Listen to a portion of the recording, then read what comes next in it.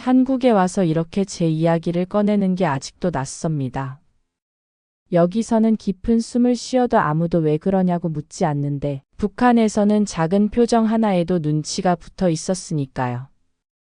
그래서 그런지 지금처럼 조용한 방에서 제 지난 날을 떠올리면 어떤 장면은 금방 말이 나오는데 어떤 장면은 아직도 목 위에서 자꾸 걸립니다.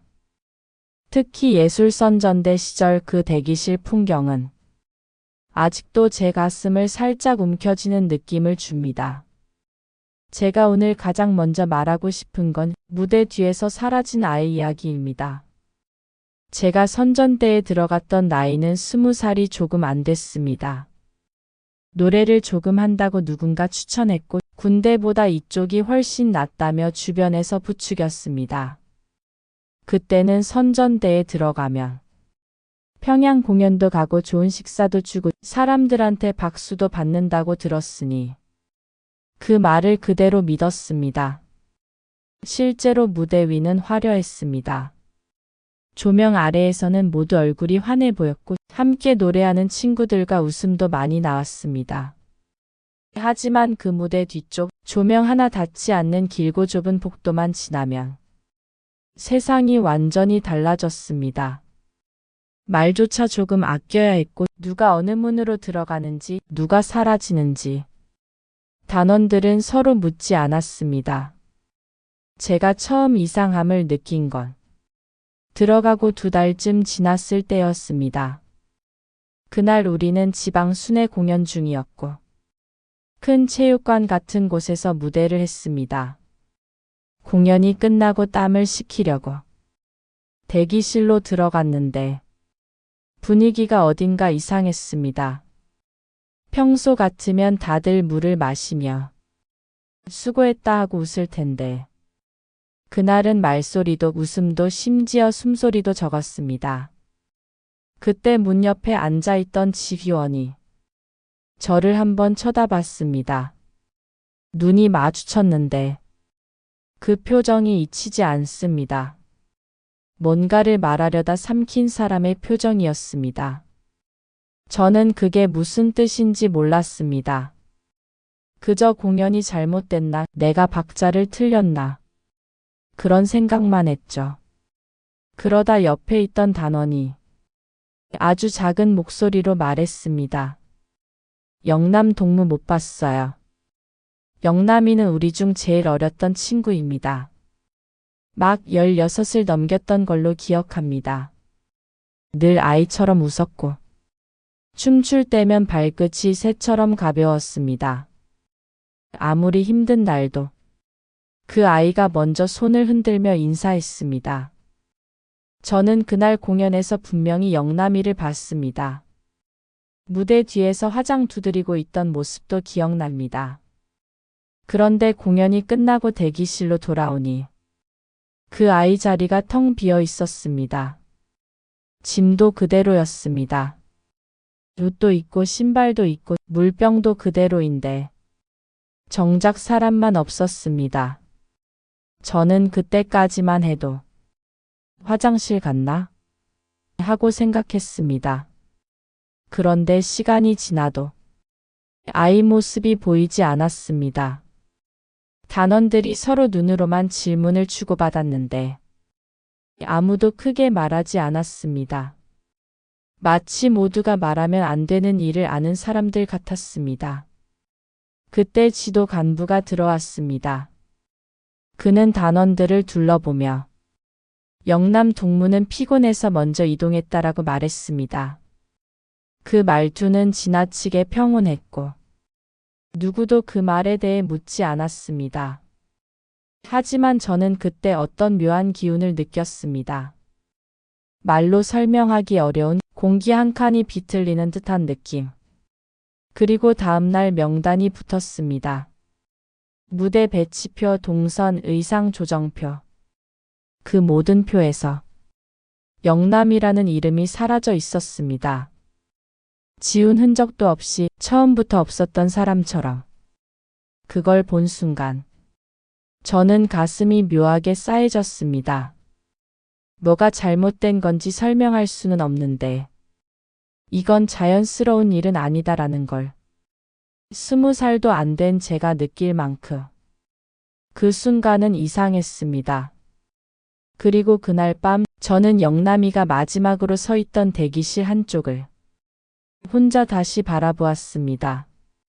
아무것도 없는데 누군가의 체온이 남아있는 것 같은 자리였어요. 그 앞에 서니 저도 모르게 어깨가 움츠러들었습니다. 어떤 방들은 문이 닫혀 있어도 그 안에서 무슨 일이 일어났는지 알 수 있을 것 같은 공기가 풍깁니다. 영남이가 사라진 자리도 그랬습니다. 그날 이후 저는 무대 뒤 조용한 공간들이 이상하게 무서워졌습니다. 빛이 닿지 않는 복도, 닫힌 문, 삼삼오오 모여 있다가 갑자기 흩어지는 단원들. 아무 일도 일어나지 않았는데 마치 누군가 울고 간 자리에 서 있는 것처럼 가슴이 답답해졌습니다. 그리고 어느 날이었습니다. 늦은 연습을 마치고 혼자 복도를 걸어가는데 발자국 소리는 없었지만 누군가 숨을 참는 기운 같은 게 어딘가에서 느껴졌습니다. 저는 발걸음을 잠시 멈추고 그 조용한 복도를 바라봤습니다. 희미한 조명 아래에서 문틈이 아주 조금 열려 있었고 그 틈 사이로 어둠이 고여 있는 것이 보였습니다. 그건 단순한 어둠이 아니라 누군가 갇혀 있는 듯한 정적이었습니다. 저는 그 순간 몸이 굳었습니다. 그 문 안에서 무슨 일이 벌어지고 있는지 보지 않아도 알 것 같은 느낌. 문이 아주 미세하게 흔들리는 것 같았고 그 미세한 움직임이 제 등을 떨리게 했습니다. 그 뒤로 저는 무대 뒤를 지날 때마다 몸이 먼저 움츠러들었습니다. 누군가 사라진 자리, 누군가 들어갔던 문, 그리고 남겨진 침묵. 그 침묵들이 제 기억 깊숙이부터 지금도 쉽게 떨어지지 않는 느낌을 줍니다. 한국에 와서 무대 조명을 보면 그때의 대기실이 잠시 떠오릅니다.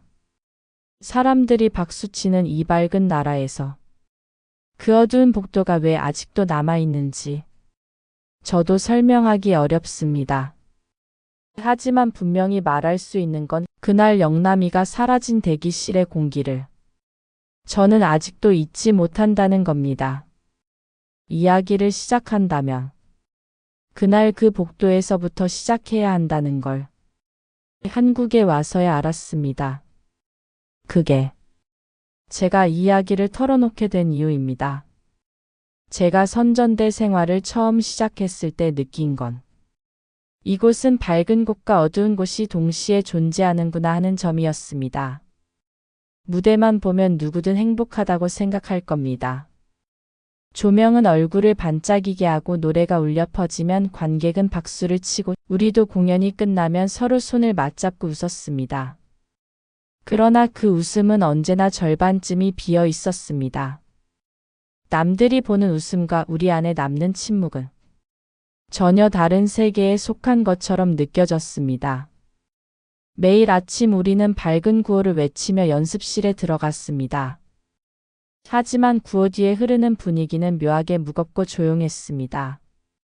말을 하지 않아도 모두가 알고 있었죠. 누가 어제 혼났는지, 누가 간부의 지시를 잘못 받았는지, 누가 오늘은 표정을 조심해야 하는지. 선전대에서는 말보다 더 큰 언어가 눈치였습니다.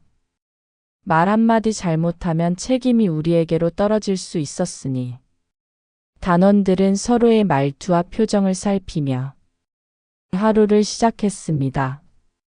특히 무대 뒤쪽 복도는 늘 공기가 다르게 흘렀습니다.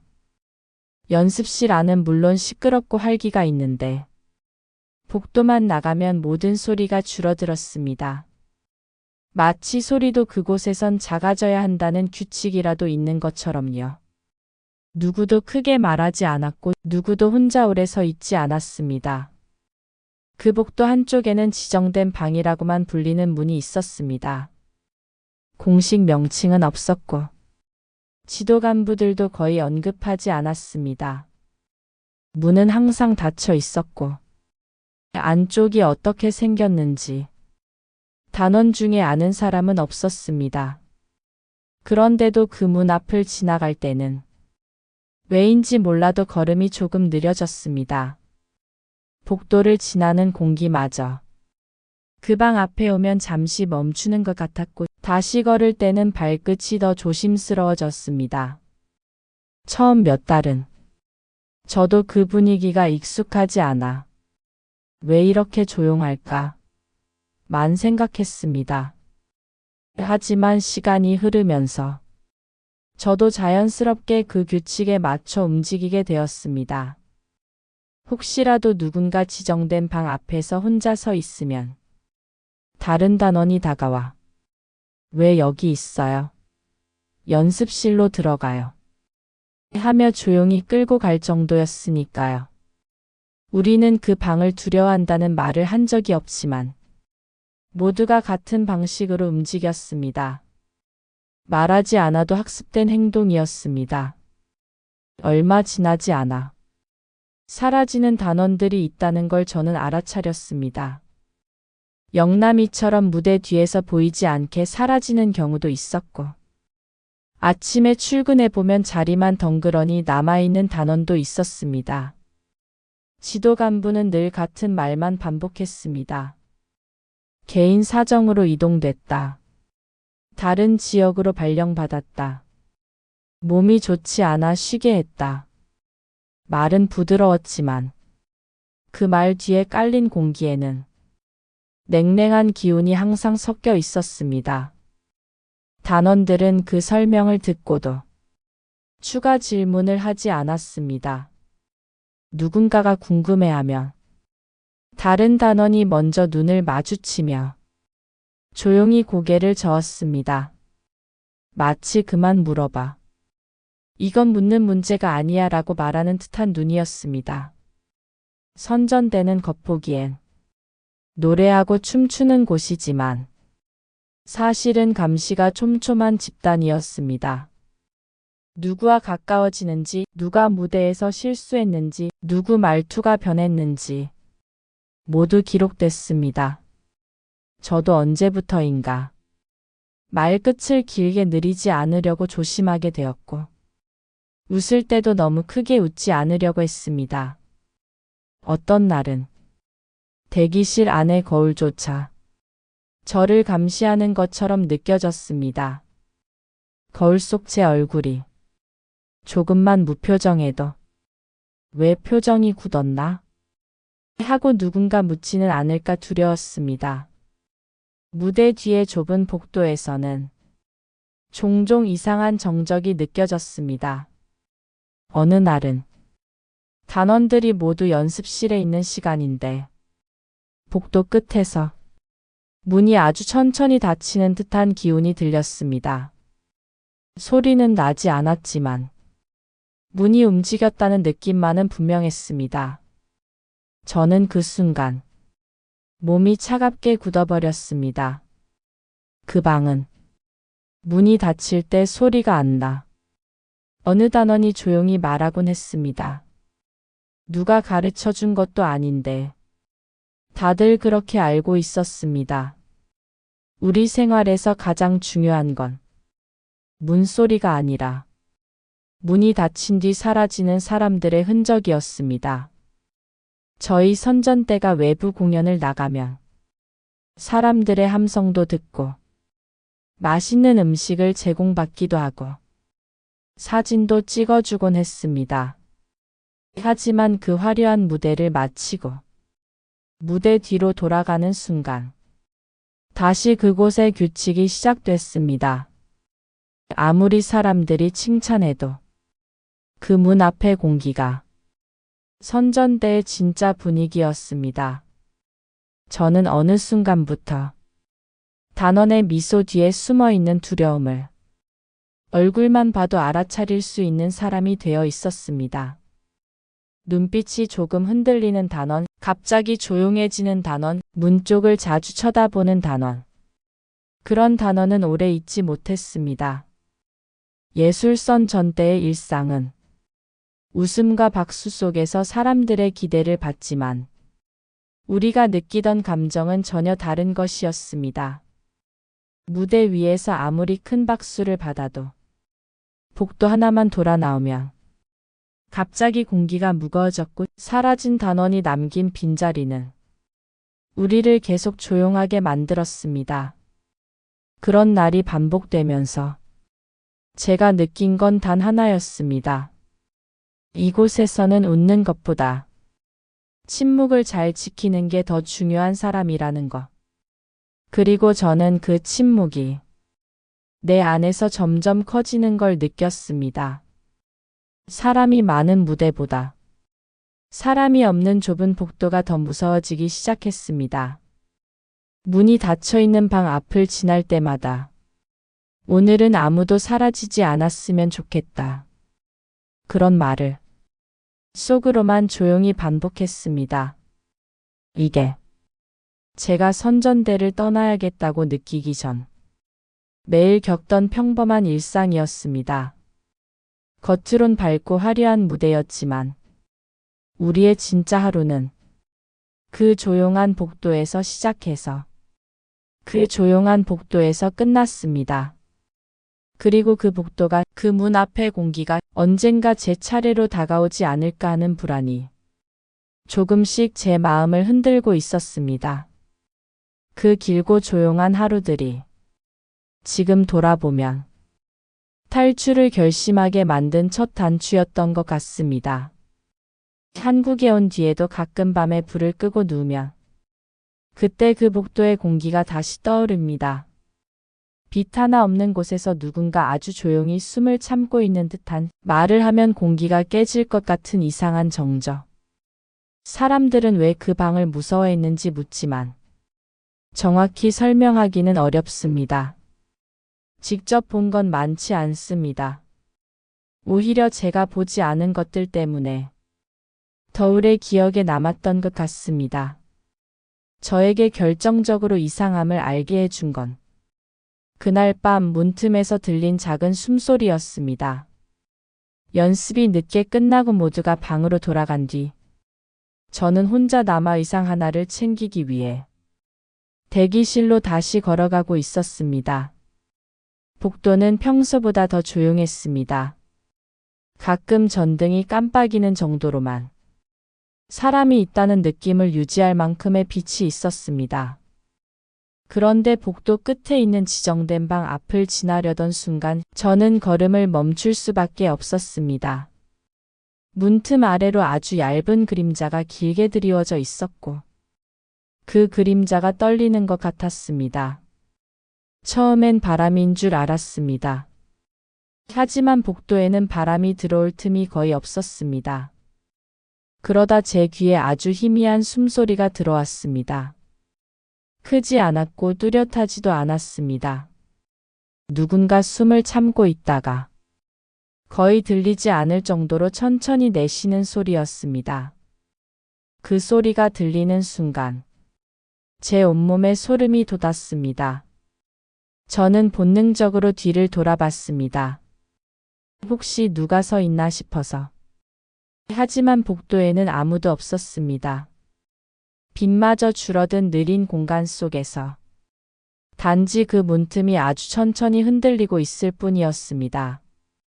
저는 그 순간 문 뒤에서 누가 있든 그 사람이 왜 숨을 참고 있는지 알 필요가 없다는 걸 깨달았습니다. 어떤 건 모르는 것이 살아남는 길이었습니다. 그때였습니다.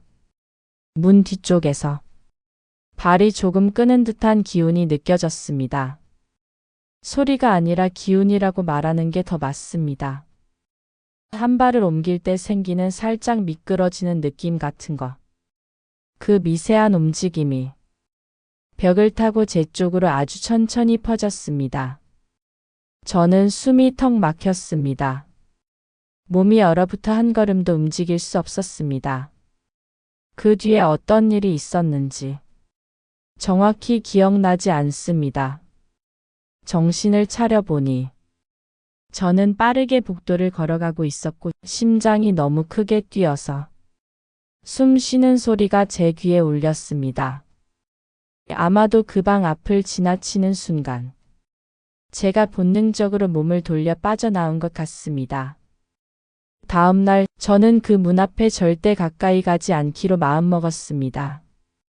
그러나 그날의 느낌이 어떤 의미였는지는 바로 다음 사건에서 알게 되었습니다. 연습 중이던 오전, 지휘원이 명단을 하나 들고 들어왔습니다. 우리는 각자 오늘 배치된 순서를 보기 위해 모여들었습니다. 그런데 제가 아는 이름 하나가 그 명단에서 사라져 있었습니다. 영남이 이후로 또 한 명. 이번엔 20살도 안 된 노래를 잘했다고 칭찬받던 아이였습니다. 전날까지 웃던 아이였고 마지막으로 봤을 때 그 아이의 목소리는 어느 때보다 밝았습니다. 그런데 이름이 완전히 없었습니다. 지워진 흔적도 없고 신규 명단에 새 번호도 없었습니다. 처음부터 존재하지 않았던 것처럼 단원들은 서로 얼굴을 보지 않았습니다. 명단을 보는 척하면서도 눈은 바닥을 향했고 누구도 왜 없지? 라고 묻지 않았습니다. 마치 모두가 또 한 명이 사라졌다는 사실만 침묵으로 이해하는 분위기였습니다. 지휘원은 짧게 말했습니다. 개인 사정으로 빠졌다. 연습 집중해라. 그 목소리는 평범했지만 표정은 그렇지 않았습니다. 의무적으로 말하는 사람의 표정이 아니라 무언가를 감추는 사람의 표정이었습니다. 제가 고개를 숙이려는 순간 지휘원의 시선이 잠시 저에게 머물렀습니다. 아무 말도 하지 않았지만 그 시선만으로도 제가 어제 겪었던 문틈의 순간이 들켜버린 것만 같았습니다. 그날부터 저는 선전대 내부에서 일어나는 일들이 단순한 이동이나 발령이 아니라는 걸 확신하게 되었습니다. 사라지는 단원들, 기록에서 지워진 이름들, 문틈에서 들린 숨소리. 이 모든 것이 하나의 그림으로 이어지기 시작했습니다. 하지만 그 그림이 무엇인지 제가 직접 보려 하지 않았습니다. 보고 싶지 않았기 때문이 아니라 봤다가 살아남지 못할 가능성이 더 크다는 걸 이미 알고 있었기 때문입니다. 그날 밤 저는 대기실에서 혼자 앉아 있었습니다. 화장대 거울을 바라보는데 어느 순간 제 얼굴이 너무 낯설어 보였습니다. 웃고 있는데 눈이 웃지 않는 얼굴. 그 모습을 보며 깨달았습니다. 아, 나도 이곳에서 조금씩 침묵으로 변하고 있구나. 어렸을 때는 노래를 하면 사람들이 웃는 게 좋아서 선전대에 들어오면 행복해질 줄 알았습니다. 그런데 무대 뒤에서 제가 본 건 웃음이 아니라 사람이 조용히 사라지는 방식이었습니다. 문이 닫히고 나면 소리도 기록도 남지 않는 방식. 그리고 저는 그날부터 제 마음속 어딘가에 이곳을 떠나야 한다는 작은 불씨가 생겼습니다. 그 불씨는 아주 조용했고 연기조차 나지 않았지만 가슴 속에서 똑똑하게 타고 있었습니다. 보이지 않는 위험일수록 사람은 더 정확하게 느끼게 되잖아요. 그 숨소리, 그 그림자, 그 사라진 이름 하나하나가 결국 저를 탈출의 길로 데려가게 된 시작이었습니다. 그리고 저는 그 시작이 너무 조용했기 때문에 더 오래 기억하고 있습니다. 한국에 와서 사람들이 저에게 종종 묻습니다. 언제 탈출을 결심하게 됐나요? 그 질문을 들을 때면 제 마음 한구석이 조용히 저릿해집니다. 그 순간을 설명하려면 한숨부터 나오니까요. 사람을 사라지게 만드는 힘이란 항상 큰 소리를 내는 게 아니라 조용히 아득하게 다가오는 거더군요. 제가 결심한 날도 마찬가지였습니다. 그날은 선전대 전체가 긴장한 분위기였습니다. 지도 간부가 아침 회의에서 오늘은 특별 무대가 있다고 말했습니다. 특별 무대라는 말은 단원들에게는 매우 불편한 단어였습니다. 대부분의 단원은 그 단어만 들어도 뒷목이 서늘해졌습니다. 특별 무대라는 이름은 명확한 정의가 없었습니다. 하지만 단원들 사이에서는 어떤 간부가 단원을 선택했을 때 사용되는 말이라는 걸 모두가 알고 있었습니다. 그 선택이 어떤 의미인지 구체적으로 말한 사람은 없지만 선택된 단원 중 일부는 다시 선전대에서 얼굴을 볼 수 없었습니다. 저는 그 단어를 들은 순간 복도에서 들렸던 숨소리, 영남이의 빈자리, 명단에서 사라졌던 동료들, 그 모든 기억이 한꺼번에 떠올랐습니다. 그날 오전 연습이 끝날 무렵 지도 간부가 명단을 들고 들어왔습니다. 우리 앞에 서서 하나씩 이름을 불렀습니다. 처음에는 춤 단원 이름이 불렸고 다음에는 악기 단원들 이름도 들렸습니다. 저는 제 차례가 아니라는 생각에 살짝 안도했습니다. 그런데 명단 끝에서 지도 간부의 목소리가 잠시 멈추더니 고개를 반쯤 숙인 채 제 이름을 천천히 읽었습니다. 은하동무. 제 이름이 그 방의 공기처럼 조용하게 불렸습니다. 큰 소리도 아니고 단호한 목소리도 아닌데 그 순간 제 귀에만 너무 크게 울렸습니다. 단원 몇 명이 아주 빠르게 제 얼굴을 스치고 지나갔습니다. 그 눈빛에는 놀람도 있었고 동정도 있었고 그리고 말하지 못하는 불안도 섞여 있었습니다. 누구도 말을 걸지 않았습니다. 그 순간 배려나 조언은 위험해지는 거니까요. 어떤 단원은 저와 눈이 마주치자 매우 조용히 고개를 숙였습니다.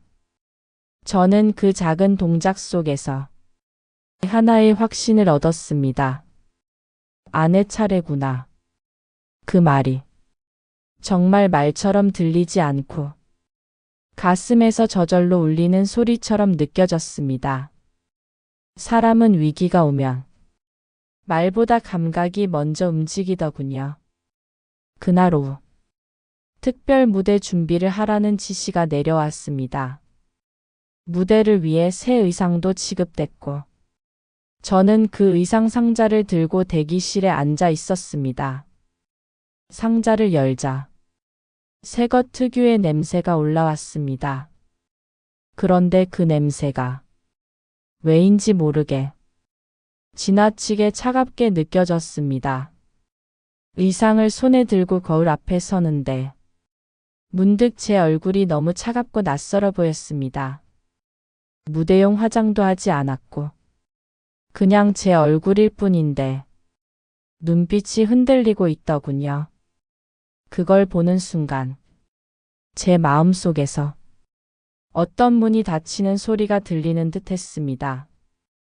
여기 있으면 안 되겠다. 그 생각이 아주 또렷하게 떠올랐습니다.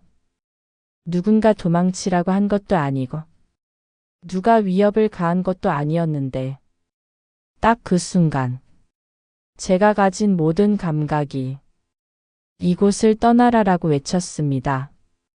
그날 저녁 리허설 직전 복도를 지나가는데 지난번 숨소리가 들렸던 문 앞에서 잠시 멈추게 됐습니다. 그 문은 여전히 굳게 닫혀 있었고 문 아래 틈은 조금도 열려 있지 않았습니다. 그런데 그 문 앞의 공기가 이상하게 조용했습니다. 마치 방 안에서 또 누군가 숨을 삼키고 있는 듯한 그 미세한 긴장감이 느껴졌습니다. 저는 그 문을 다시 보지 않기로 했습니다. 그 문을 보는 순간 제가 어떤 운명을 기다려야 하는지 너무 선명해질 것 같았기 때문입니다. 그날 밤 숙소로 돌아오자마자 저는 가진 것들을 전부 꺼냈습니다. 신분증, 단원증, 작은 화장품 파우치, 그리고 어머니가 몰래 넣어주셨던 작은 수건 한 장. 그 수건은 단순한 천조각이 아니라 제가 집에서 들고 온 마지막 따뜻한 감각이었습니다. 그걸 손에 쥐고 있는데 갑자기 눈물이 울컥했습니다. 나는 어떻게 이곳까지 오게 되었나? 왜 무대가 아닌 어두운 복도에서 운명을 느끼게 되었나? 그런 생각들이 머릿속을 엉키게 만들었습니다. 하지만 이상하게도 눈물은 오래가지 않았습니다. 눈물이 마르기도 전에 저는 조용히 다음 행동을 결정하고 있었습니다. 살려면 당장 탈출 루트를 찾아야 한다고. 이틀 뒤 중국에서 일하던 먼 친척에게 연락을 전달할 방법을 찾았고 몰래 빠져나갈 시점을 계산하기 시작했습니다. 누가 도움을 준 것도 아니고 누가 도와달라 말한 것도 아닌데 제 몸이 먼저 움직였습니다. 그만큼 절박했던 겁니다. 그리고 결심의 마지막 확인을 준 건 바로 그날 밤 숙소 창밖에서 들린 낮고 묵직한 엔진 소리였습니다. 차량이 어디로 가는지 볼 수는 없었지만 그 소리가 숙소 앞에서 잠깐 멈추는 순간 제 심장이 너무 크게 뛰었습니다. 그 차는 특별 무대 준비를 위해 누군가를 데리러 왔던 걸지도 모르죠. 차량이 사라지고 숙소가 다시 조용해졌을 때 저는 속삭이듯 말했습니다. 내가 사라지기 전에 떠나야 한다. 그 말 한마디가 제 탈출의 시작이었습니다. 그날 이후 저는 모든 순간을 조용히 기록하듯 살아갔습니다. 누가 나를 보나, 누가 접근하나, 어떤 말이 오가나. 이제 제 삶의 가장 중요한 목표는 발견되지 않고 떠나는 것뿐이었습니다. 특별 무대 지시가 내려온 순간 제 인생은 완전히 방향을 바꿨습니다. 저는 복도에서 사라졌던 단원들과 같은 선택을 당하고 싶지 않았습니다. 그 아이들의 빈자리, 문틈에서 들린 숨소리, 사라진 이름들. 모든 것이 저에게 말하고 있었습니다. 이제는 내 차례다. 그 목소리는 공기 중에 있었고 그 공기에서 벗어나는 길은 하나뿐이었습니다. 도망치는 것. 그게 제가 탈출을 결심한 순간이었습니다. 탈출을 결심하고 나서부터 제 일상은 마치 얇은 유리 위를 걷는 것 같았습니다. 누가 나를 보고 있는지, 어디서 발걸음 소리가 나는지, 어떤 눈빛이 나를 스치고 지나가는지. 그 모든 것이 전부 신경 쓰였습니다. 저는 최대한 평소와 똑같이 행동하려 했습니다. 연습실에서는 밝게 웃었고, 숙소에서는 조용히 규칙을 지켰습니다. 하지만 속으로는 분 단위로 계획을 세웠습니다. 언제 빠져나갈지, 어떤 길을 탈지, 누구의 시선을 피해야 하는지. 가장 중요한 건 사라지기 전에 사라져야 한다는 점이었습니다. 특별 무대 지시가 내려온 상황에서 제게 남은 시간은 많지 않았습니다. 단원들이 어떤 순서로 불리는지는 아무도 말해주지 않았습니다. 누군가는 바로 다음 날, 누군가는 며칠 뒤에 부름을 받았습니다. 그 부름이 무엇을 의미하는지 더 이상 설명할 필요도 없었죠.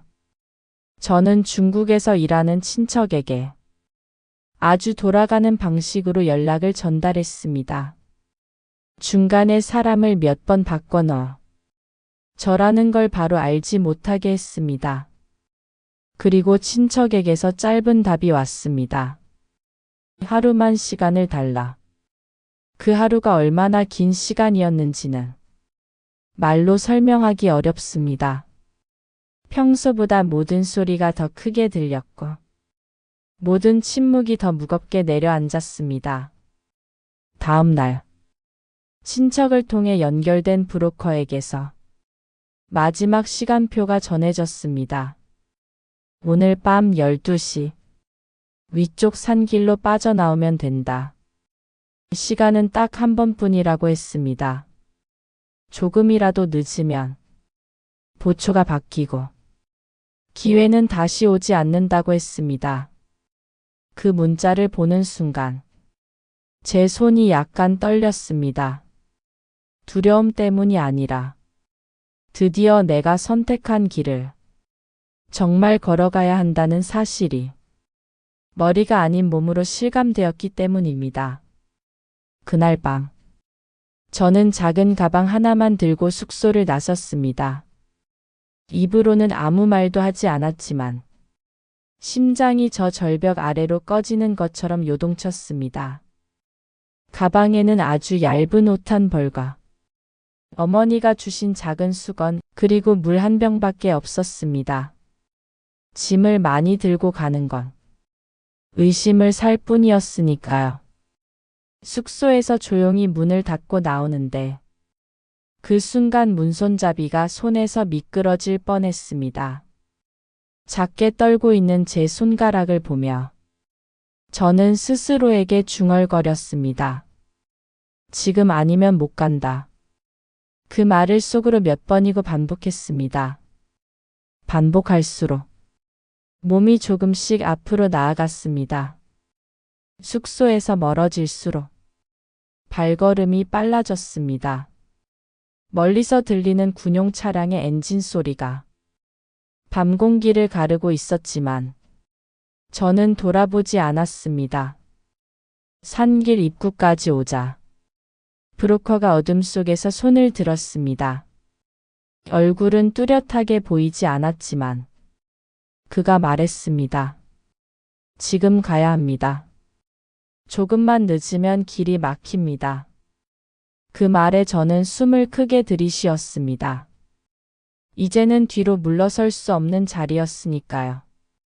브로커와 함께 가파른 산길을 올라가는 동안 발에 돌이 몇 번이나 밝혀 휘청거렸습니다. 하지만 신음소리라도 내면 어둠 속에서 누가 들을까 싶어 입을 꽉 다물고 걸었습니다. 산길은 생각보다 험했고 나뭇가지가 팔을 스치며 지나갔습니다.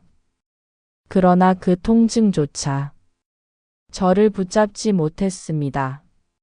산을 넘고 내려오니 멀리 물소리가 들렸습니다. 두만강이었습니다.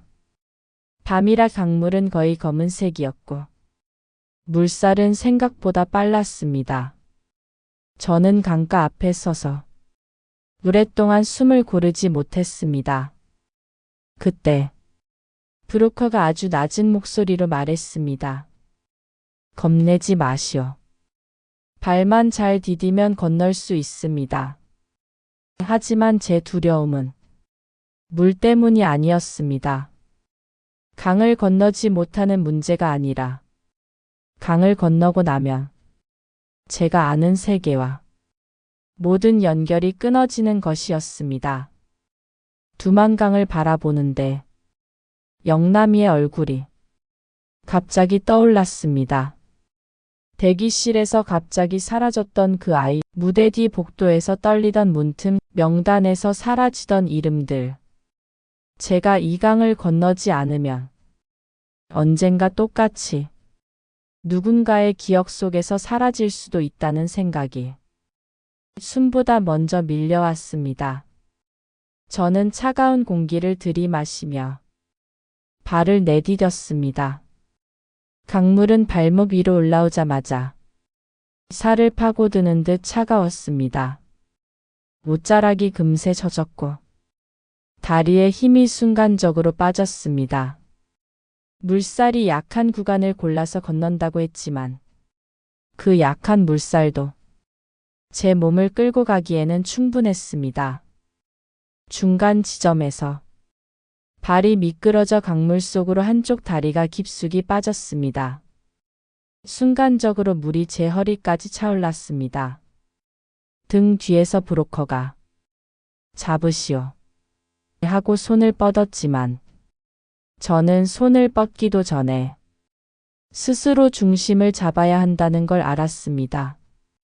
이곳에서 소리를 내는 건 그 자체로 위험이었으니까요. 저는 이를 악물고 강바닥에 발끝을 내딛었습니다. 그리고 다시 천천히 몸을 일으키며 앞을 향해 걸었습니다. 물이 무겁게 다리를 잡아 끌었지만 저는 그 힘에 흔들리지 않으려 온 힘을 다했습니다. 강을 거의 다 건넜을 때 발 아래에서 돌이 굴러 빠지며 또다시 몸이 기울었습니다. 그 순간 저는 죽을 듯한 공포가 아니라 단 하나의 생각만 떠올랐습니다. 여기서 넘어지면 나는 다시 돌아간다. 그 단순한 생각이 제 마지막 힘을 끌어올렸습니다. 겨우 중심을 잡고 마지막 발을 강변에 디뎠습니다. 물이 발에서 빠져나가고 차가운 밤 공기가 몸에 닿는 순간 마지막으로 뒤를 돌아봤습니다. 두만강은 숨을 한 번에 삼키는 듯 조용히 흐르고 있었습니다. 아무도 없었고 어떤 소리도 없었습니다. 하지만 저는 알고 있었습니다. 그 강을 건너기 전과 건넌 후에 제가 완전히 다른 사람이 되어버렸다는 걸. 저는 브로커 뒤를 따라 작은 산길로 다시 올라갔습니다. 몸은 젖어 있었고 발은 저릿저릿했지만 한 걸음 한 걸음이 살아있는 감각을 되찾아주는 것 같았습니다. 그날 밤 저는 정말로 살아있는 사람처럼 숨을 쉬었습니다. 그리고 그 순간 선전대에서 사라져갔던 소녀들의 얼굴이 또렷하게 떠올랐습니다. 저는 그 아이들 대신 이 강을 건넌 겁니다. 돌아갈 수 없고 돌아갔어도 안 되는 삶이 이제 제게 시작된 것이었습니다. 두만강을 건넌 순간 제 발밑에 밟힌 흙은 북한의 것과 조금도 다르지 않았는데 공기의 냄새는 확실히 달랐습니다. 한 걸음 더 내디디자 마치 오래 붙잡혀 있던 숨이 이제야 제 가슴에서 천천히 풀리는 듯 했습니다. 그러나 그 안도감은 오래가지 않았습니다. 강을 건넜다고 끝이 아니었습니다. 오히려 그때부터가 더 조용하고 더 긴장된 시간이었습니다.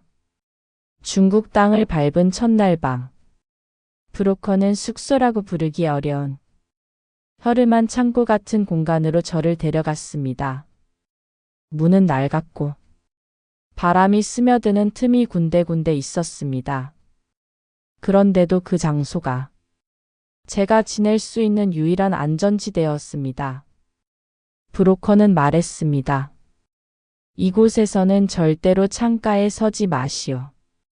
그림자만 비춰도 신고당합니다. 저는 고개를 끄덕였지만 그 말의 무게는 밤이 깊어지면서 실감되었습니다. 창고 안은 너무 조용했습니다.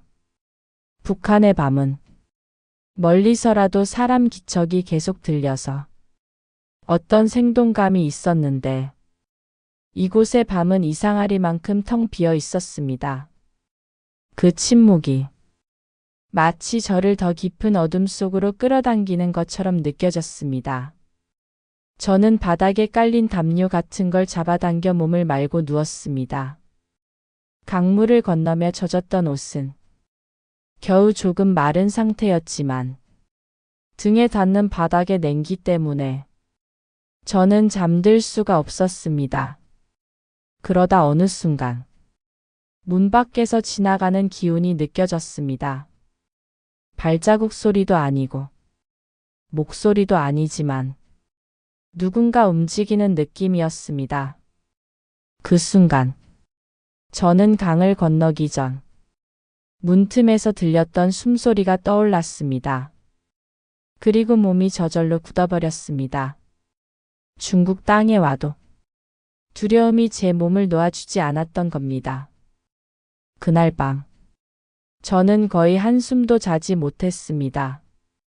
다음 날 아침 브로커가 들어와 말했습니다. 오늘 낮에는 절대 움직이지 마시오. 사람들이 많이 돌아다니니 조금만 이상해도 신고가 들어갑니다. 저는 고개를 끄덕이면서도 마음속 깊은 곳에서 내가 지금 숨는 게 맞는가, 도망치는 게 맞는가, 그런 생각이 계속 떠올랐습니다. 그러나 선택지는 없었습니다. 잡히면 북송이었고, 북송되면 어떤 일이 일어날지 너무 잘 알고 있었습니다. 그 방에서 들리던 공기, 사라지는 단원들의 얼굴, 그리고 제 이름이 불렸던 특별 무대. 그 모든 것을 다시 겪는다는 건 죽음보다 더한 공포였습니다. 하루, 이틀, 3일. 저는 그 창고 같은 방에서 시간의 흐름을 잃어갔습니다. 창문은 닫혀 있었지만 밖의 공기는 항상 무겁게 느껴졌습니다. 특히 밤이 되면 중국의 정적이 저를 더 불편하게 했습니다. 북한에서는 정적이 드문 만큼 정적은 불길함의 신호였고 중국에서는 그 정적이 하루 종일 이어졌습니다. 저는 그 침묵에 익숙해지지 못했습니다. 마치 그 조용함 속에서 누군가 제 숨결을 관찰하고 있는 듯한 느낌이 들었습니다. 어떤 날 밤, 저는 숨을 고르고 누워 있는데 문 바로 앞에서 옅은 그림자가 스치는 게 느껴졌습니다. 소리는 없었지만 바람이 문 아래 틈을 통해 아주 살짝 흔들리는 느낌이 들었습니다. 저는 겁에 질린 채 손을 입에 가져갔습니다. 조금이라도 숨소리가 새어나가면 들킬 것 같았습니다. 얼마나 시간이 지나갔는지 모릅니다. 문 밖의 기운은 사라졌고 그때서야 저는 아주 천천히 숨을 내쉴 수 있었습니다. 그 다음 날 브로커는 말했습니다. 어젯밤 단속이 있었습니다. 집집마다 마을 사람들이 신고를 많이 합니다. 조심해야 합니다. 그 말을 들으며 저는 내심 깨달았습니다. 중국은 북한보다 낫다고 생각했던 제 순진함이 얼마나 위험한 생각이었는지, 여기에서는 사람들의 신고가 더 무서웠습니다. 낯선 얼굴 하나만으로도 북으로 보내지는 경우가 많다고 들었습니다. 그렇게 이틀을 더 버틴 뒤 저는 다시 이동했습니다. 이번엔 농촌에 가까운 외곽의 집이었습니다. 주인 아주머니는 말이 거의 없었고 낯선 사람을 들이는 걸 명백히 불안해했습니다. 하지만 돈을 받았기 때문에 억지로 저를 숨겨주는 분위기였습니다. 그 집에서는 안방 뒤편의 작은 창고 같은 공간이 제가 지낼 곳이었습니다. 공기는 축축했고 문은 삐걱거렸지만 누워있을 공간은 있었습니다. 며칠간 그곳에서 지내며 저는 처음으로 내가 정말 살아서 한국에 갈 수 있을까 하는 절망을 느꼈습니다. 도망쳐야 했던 북한과 달리 여기서는 저는 그냥 보이지 않는 존재였습니다. 말도 할 수 없고 밭도 볼 수 없었습니다. 그러던 어느 날 아주머니가 식사를 가져다 주며 말했습니다. 며칠 뒤에 사람들이 올 거요. 그 전에 떠나야 하오. 그 말은 마지막 경고처럼 들렸습니다. 저는 그날 밤 거의 잠을 이루지 못했습니다. 정말 제가 또 위험해지는 걸까? 제 흔적이 드러나고 있는 걸까? 그런 생각들로 머리가 가득 찼습니다. 그러나 다음 날 브로커가 다시 나타났습니다. 이동합니다. 오늘이 기회입니다. 저는 아무 말 없이 가방을 들고 일어섰습니다. 그 순간 내가 어떻게 여기까지 왔나? 잠시 어지러울 만큼 감정이 밀려왔습니다. 중국 땅에서의 삶은 북한보다 자유로워 보이지만 도망치는 사람에게는 더 잔혹한 곳이었습니다. 여기서 들키면 다시 돌아가야 했기 때문입니다. 돌아가면 기다리는 건 그 방의 공기와 그 조용한 문이었습니다. 그래서 저는 몸이 부서져도 어떤 위험이 닥쳐도 다음 나라까지 가겠다고 스스로에게 계속 말했습니다. 그리고 아주 작게나마 희망을 붙들고 싶었습니다. 그 희망은 한국에 가면 웃을 수 있을까? 이 작은 질문 하나였습니다. 저는 그 질문 하나만 남기고 다시 어두운 길로 나섰습니다. 그 길은 길었고 위험했고 지금 돌아보면 그 어둠 속을 어떻게 지나왔는지 저도 설명하기 어렵습니다.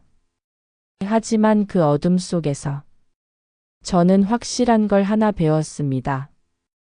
희망은 큰 빛이 아니라 바람 한 줄기에 실려오는 작은 숨 같은 것이다. 그 작은 숨이 저를 끝까지 움직이게 했습니다. 중국에서 여러 번 거처를 옮기며 지내던 어느 날 브로커가 아주 짧게 말했습니다. 이제 마지막입니다. 이번 길만 넘으면 한국에 갈 수 있습니다. 그 말은 그동안 들었던 어떤 말보다 더 무겁고 더 조심스러웠습니다. 저는 그 순간 가슴이 뜨는 듯 하면서도 얼마나 많은 위험이 앞에 놓여 있을지를 본능적으로 알 수 있었습니다. 그날부터 저는 마치 마음속에서 조용한 시계를 들고 있는 사람처럼 모든 걸 세심하게 살폈습니다.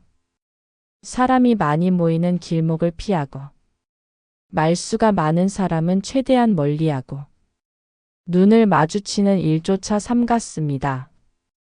그리고 드디어 대사관으로 향하는 날이 왔습니다. 브로커는 저를 오래된 건물 뒤편 골목으로 데려갔습니다. 사람들이 드나들지 않고 감시 카메라의 시선도 닿지 않는 좁은 통로였습니다. 여기서부터는 혼자 가야 합니다. 문을 두드리기 전까지 뒤돌아보지 마시오. 그 말은 단순한 주의가 아니라 저에게 남긴 마지막 조언이었습니다.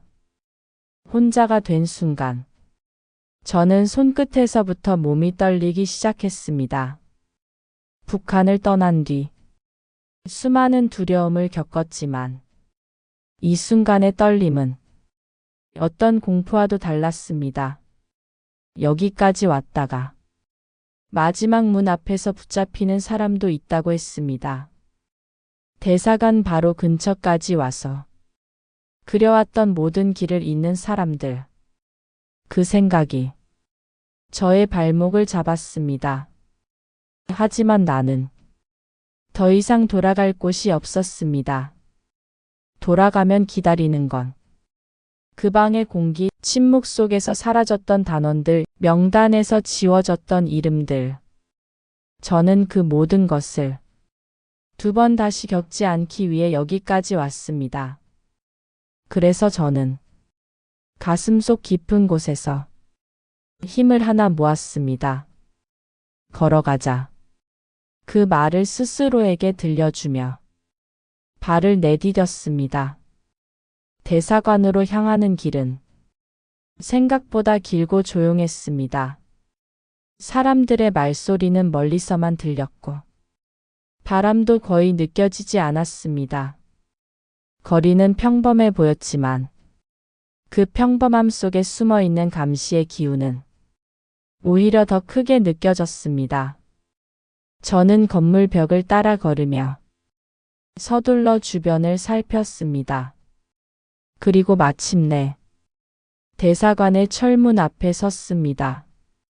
문은 생각보다 크지 않았습니다. 하지만 그 문이 가진 의미는 제 인생 전체를 바꿀 만큼 엄청난 무게를 가지고 있었습니다. 저는 문 손잡이를 잡기 전에 오래 숨을 들이켰습니다.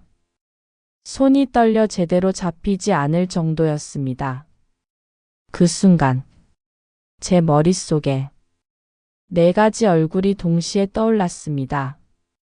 영남이 문틈에서 들렸던 그 숨소리의 주인, 명단에서 사라졌던 20살 단원, 그리고 특별 무대 명단에서 제 이름을 읽던 지도 간부.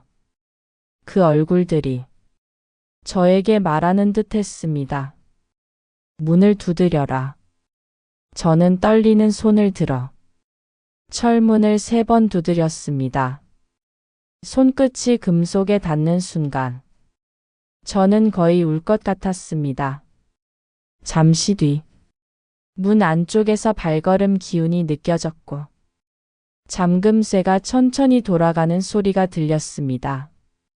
그리고 문이 열리며 누군가 조심스럽게 얼굴을 내밀었습니다. 그는 제 얼굴을 보더니 아주 단호한 말로 알려주었습니다. 여기는 안전한 곳입니다. 들어오세요. 그 말은 제가 지금까지 들었던 말 중 가장 따뜻한 말 같았습니다. 그저 문 하나가 열렸을 뿐인데 제 몸에 붙어 있던 두려움이 서서히 풀리는 느낌이 들었습니다. 안으로 들어온 순간 저는 의자에 앉지도 못하고 그 자리에서 다리가 풀렸습니다. 눈물이 갑자기 쏟아져 말을 잇지 못했습니다. 직원들은 부드러운 목소리로 괜찮다고 말해줬습니다. 누구도 제 표정이나 자세를 의심의 눈으로 보지 않았습니다.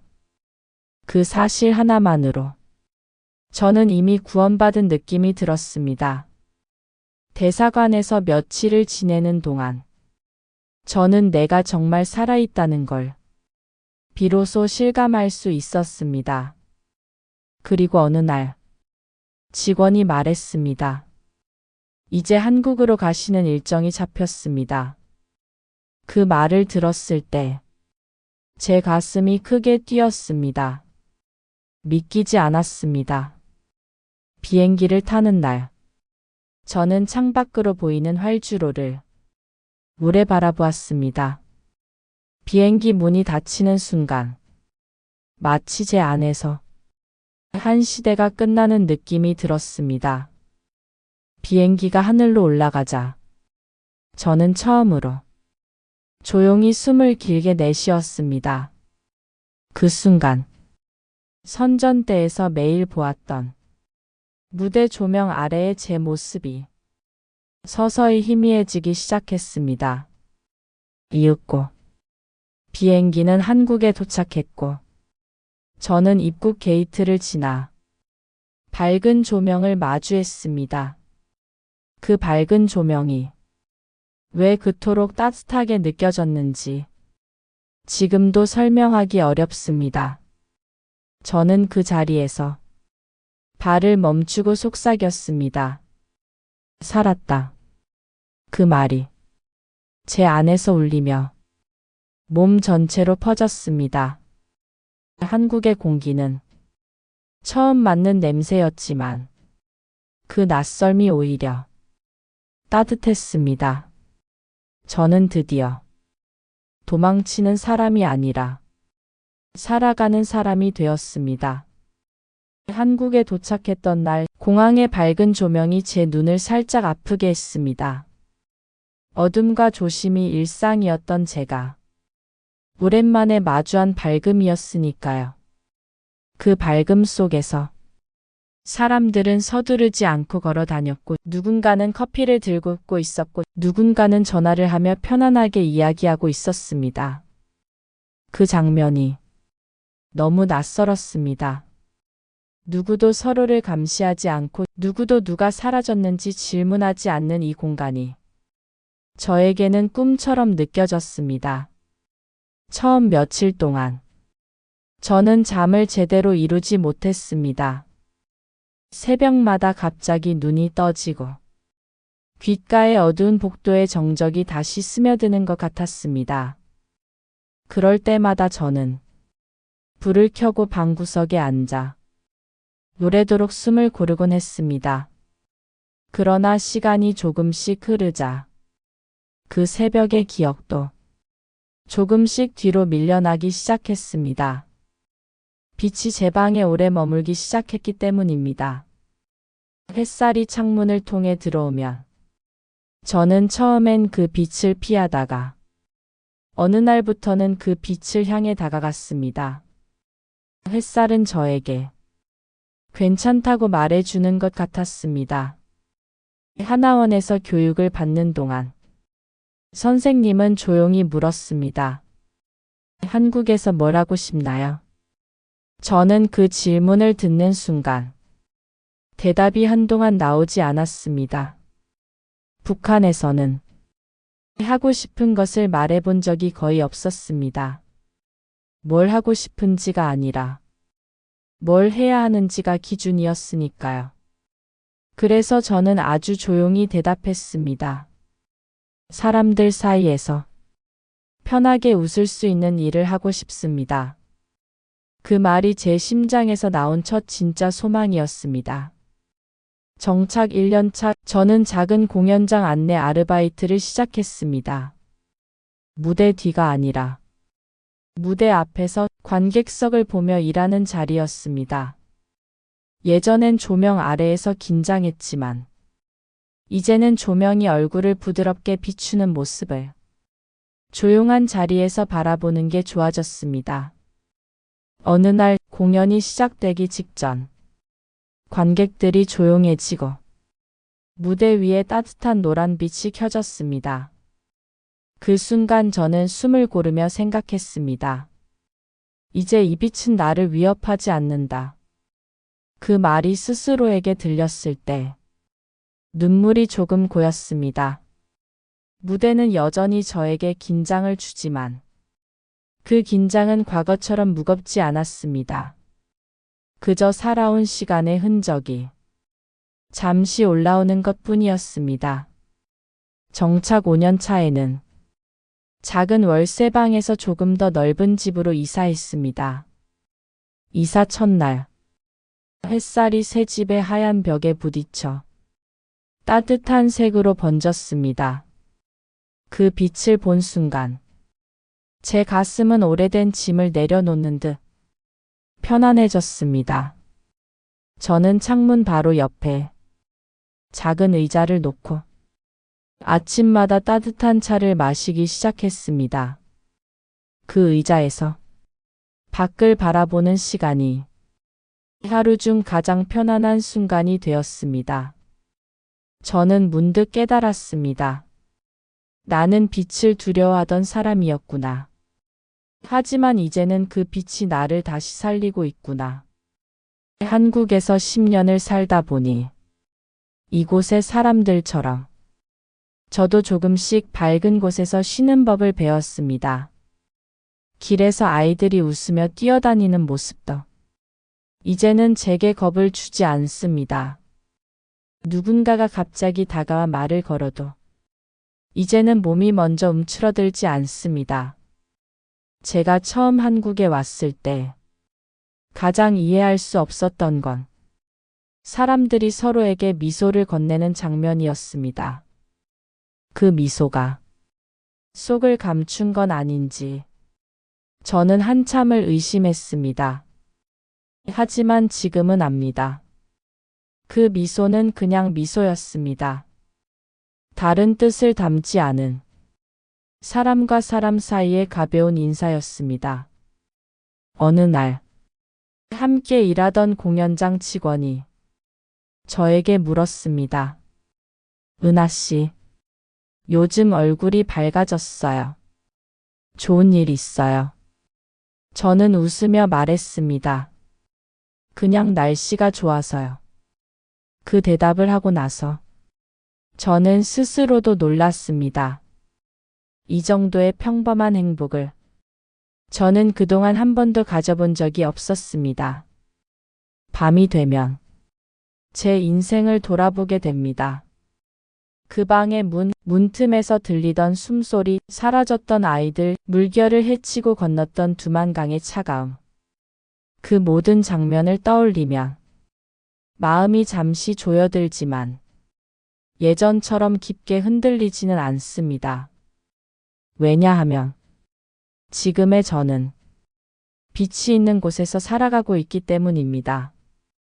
이제는 그 어둠이 제 삶의 전부가 아니라는 걸 압니다.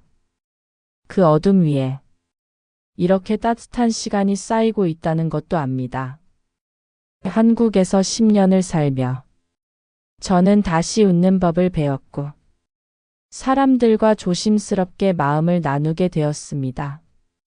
그리고 무엇보다 내가 사라지지 않아도 된다는 사실을 온전히 받아들일 수 있게 되었습니다.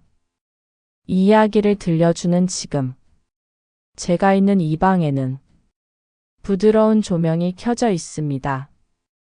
조명 아래에서 저는 더 이상 두려워하지 않습니다.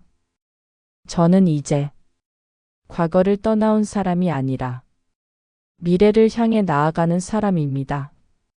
그리고 그 사실 하나만으로 저는 충분히 살아갈 힘을 얻습니다. 이렇게 해서 제 이야기는 끝났습니다. 많은 것이 사라지고 많은 것을 떠나왔지만 제가 여기까지 왔다는 사실, 그리고 지금 이 밝은 방에서 조용히 숨을 쉬고 있다는 사실만으로 저는 지금 충분히 괜찮습니다.